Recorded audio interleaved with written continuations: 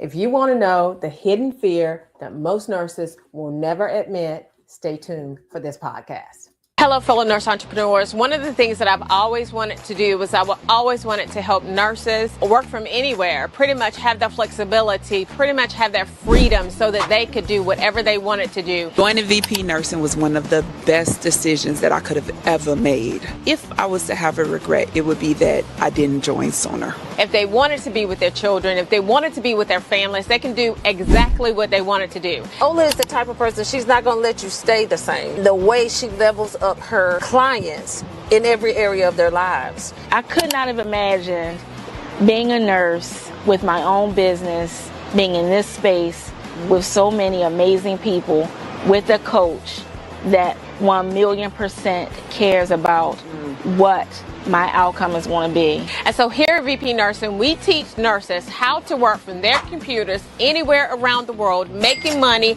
owning their own time, building profitable nurse coaching, consulting, and service-based businesses. And so now we're at the beach and we're working at the beach and we're having a great time. We're doing a brand photo shoot. It's an amazing time. So if you want to learn how to work from anywhere around the world, creating that flexibility, creating that freedom for yourself, but monetizing the knowledge that you already have, join us at VP Nursing Business Academy.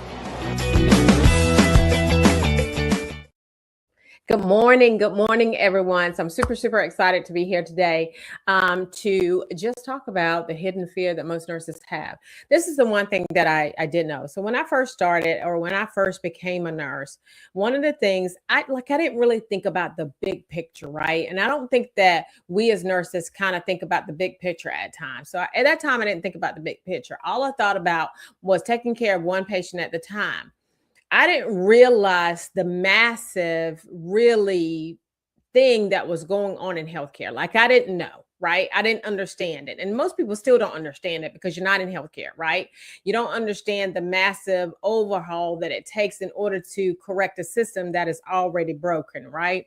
And so I remember going into nursing and thinking, well, I'm going to take care of my patients and it's going to be amazing and I'm going to change their lives. And I did that at first, right? And it was amazing, like seeing the transformation. That's one of the reasons why I went down to the emergency department, because I loved, just seeing that fast transformation. They come in there with SVT and within a few minutes, we give them adenosine and then they are all of a sudden better. Or they come in there and they're having a heart attack and we give them the clot busting medicine. We give them to the cath lab and then they're all of a sudden so much better. I was like, this is the dream, right? Until it got to be too much.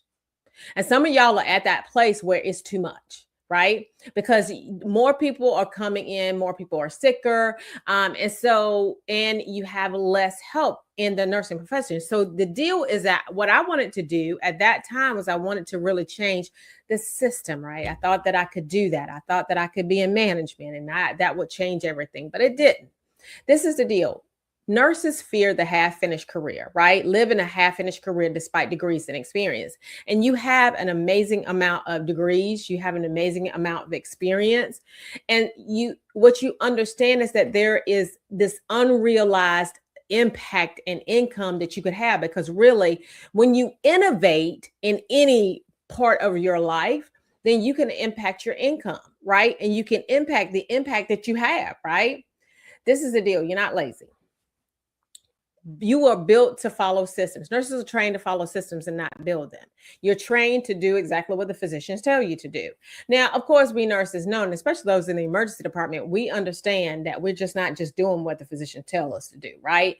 We are following our system. We are ensuring that, the patients are taken care of, but this is the real deal, that you're there to change how it is. And sometimes you feel stuck. And there's a lot of you who feel stuck and you think that it is lack of discipline, but the reality is this lack of direction. Like you don't know where you want to go. You don't know what you want to do, but you know that this ain't it right here, right? And so if this is not it right here, I want you to put this ain't it right here, okay? Because at the end of the day, that's one thing that you have to know. The system's designed, the system rewards compliance, not innovation, right? So you want to make sure, and that's for right now, but the reality is that it's going to get to the point where it's going to have to reward innovation, right? So the weakness looks like in nursing, especially when it comes to starting your business, the weakness looks like waiting for the right time. There is never a right time. It's like having a baby, right? There's never a right time to have a baby, right? I mean, obviously you want to wait, until you can take care of the baby, right? But at the end of the day, you'll be able to take care of the baby if you're responsible enough to be able to do that, right? Silence, staying where your voice isn't valued. I remember, and this was the first time I remember I went down to the supervisor's office and I was telling them something about what was going on in the emergency department. And the emergency department manager was mad at me because I exposed what was going on, right? Have you ever had that to happen to you, right? Well, you've been exposed. Also asking for a permission, right? Instead of making decisions. So a lot of times we have to ask for permission to give this drug, to give that drug. But when you own your own business, you have to make decisions. So you have to make those decisions fast, right? And so that's the difference in choosing comfort over growth, right? Weakness doesn't disappear. It negotiates with your future. I want you to hear me. Weakness doesn't disappear. It negotiates with your future. It shows up when you're tired, right? That's the reason why I don't talk to people when I'm tired. I don't have conversations. There's a certain time of the day that I'm going to have a conversation with you. I'm not going to talk to you, especially if, we don't vibe with each other. I'm not going to talk to you at that time. It convinces you to stay the same, and it slowly costs you everything, every single solitary day. You negotiate. Well, should I stay in bed? I'm guilty of this sometimes. Instead of going and working out, should I go ahead and start my business? Should I go? And that's the one thing that I think has been my most successful attribute to business is that I start fast, I still go hard at it, and we just don't stop, right? No matter what, no matter how. And I think that has been the most successful thing for us. Standards over feelings, the mindset shift. Motivation will fade, but your standards don't, right? I want to versus I am. Because your identity, there's an identity shift going on there, right? I am the CEO who has standards, who do the things that I need to do. How it works, decide who you are and then move on it like it, right? Identity drives your execution. If you are a successful CEO or if you are a business owner, then that drives what you do. That drives your success metrics. It drives everything that you do every single solitary day, right? And people say all the time, well, I am this or I am that, but then they don't act upon the thing. They really have not shifted their mindset into that I am. Identity, and we talk about it all the time. The locked nurse, the loyal nurse, and then the liberated nurse. Liberated nurse knows time she's not negotiating with time like that, right? The CEO identity shift. So employee versus owner. So employee mindset versus owner mindset. Clocking in versus creating. When you clock in, you are limited to the amount of time that you put in those hours. So if you put in 8 hours, then what happens is you get paid for 8 hours. When you create opportunities, right, then you get paid for creating those opportunities. And so then your ceiling is unlimited based off of the opportunities that you create, right? Orders versus systems, right? So instead of following orders, and listen, let me tell you something. And I want you to drop in the chat systems. This right here changed my life. I doubled my income when I set systems in place. You have to be intentional about setting systems, delegating to the people that you need to delegate to, being very intentional about that, right? Time for money or scalable income. Those are the two, right? You want to make sure. Now, culture shapes you, right? So sometimes, the culture can normalize burnout. Oh, well, I'll just stay here for another hour because I want to help out my coworkers. When you're tired, go home, right? Go home and build your business so that you can help the healthcare system, because there's a lot of ways in which you can help. There's a lot of cracks there. And whenever you have a lot of cracks, you have a lot of solutions. When you have a lot of solutions, you have a lot of money that can be done. The total addressable market of most things in healthcare are $1 billion businesses. I just want to say that it's $1 billion businesses, right? And you can look up what total addressable market is. If you served every single solitary client in that total addressable market, then this is the type of money that you can make. You just want a piece of it. You don't want all of it. You probably won't to serve all of those people. However, if you got $30 billion that you can make and then you make $1 billion of it, then why not, right? You build your business so that you can do that. A lot of people can't even think that far ahead, right? They just want to just get out of working for someone else, build a 6-figure salary. But building a 6-figure salary outside in your business is different than a 6-figure salary when you are working for someone else. And literally the government pays you to build businesses. I mean, that's what they do. Like they give you tax write-offs for it, right? Builders attract builders, right? No one builds around you, you won't either. And so that is important to say because proximity is power. You want to ensure that you are around other people who are building. You want to make sure that you are not around people who are normalizing, just staying the same, who are normalizing comfort. If you are comfortable, you are not growing. I want you to say that. I want you to put it in the chat. Comfort does not equate growth. TD Jakes said it best. Now, there are some times when you're going to be comfortable. There are some times when you're going to be balanced, right? For sure, right? But the reality is that there's going to be some times when you're going to be focused. When you're focused, you're growing. And when you're growing, it does not feel comfortable. And so you want to, at the beginning, it feels a little shaky, right? It feels a little wonky. It feels like you're uncomfortable all the time. But as you grow, you're not as uncomfortable. And so that's where you want to get to. You want to get to that point where you don't feel as comfortable. I ain't the one who said it. It is what it is. You have to audit your circle, right? Who are you learning from daily? Who challenges your growth? Who benefits from you staying the same? Your circle determines your ceiling. I'm telling you this. I'm telling you this with all my heart. And you have to be very, very intentional. I'm very intentional about who I hang around. I don't hang around everybody. I just can't. We can't be doing that, right? Because at the end of the day, in order for us to create that generational wealth that we want to create, we have to be very intentional about the people and what they are saying, right? Work ethic eliminates fear. Fear exists where preparation is missing. So if you work, and you will work in business, just like you work for someone else, you just have to determine whether you want to do what somebody else controls what you do, what you say, and how much you get paid, or whether you want to do it where you determine how much you grow, right? Fear exists where preparation is missing. Confidence comes after action. I say this all the time because people will ask me, they will be like, well, I'm not confident. Well, that's because you're not acting. Once you act, then the confidence comes. And it's not arrogance, but it is confidence. Confidence in what you know how to do it because you've done it, right? It's just like in the hospital. Whenever you come upon someone who, like you've done a conscious sedation, I remember me doing my first conscious sedation. I was fearful, right? And I didn't even particularly do anything except for, give a few medications here and there, right?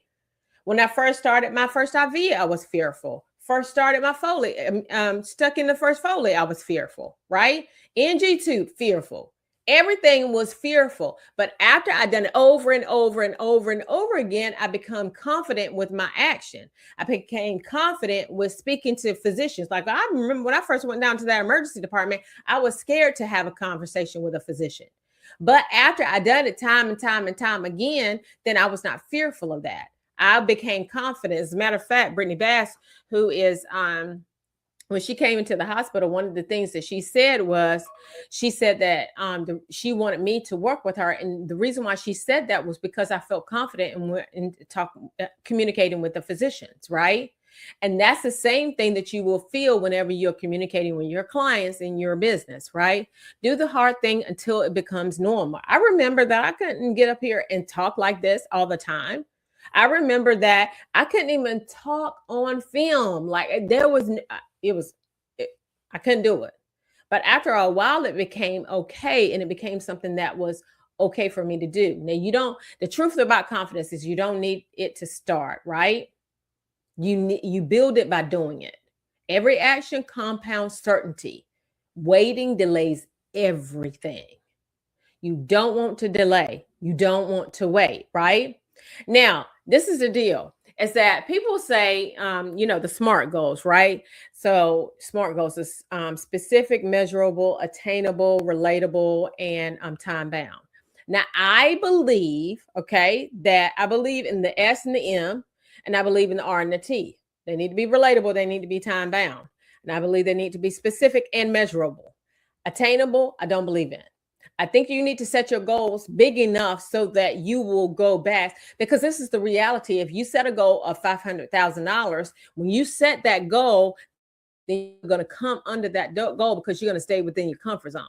If you set a goal of $5 million, then that big goal, it forces you to think bigger. It forces you to put aside these little things that are not working so that you can attain those bigger things that are working, right?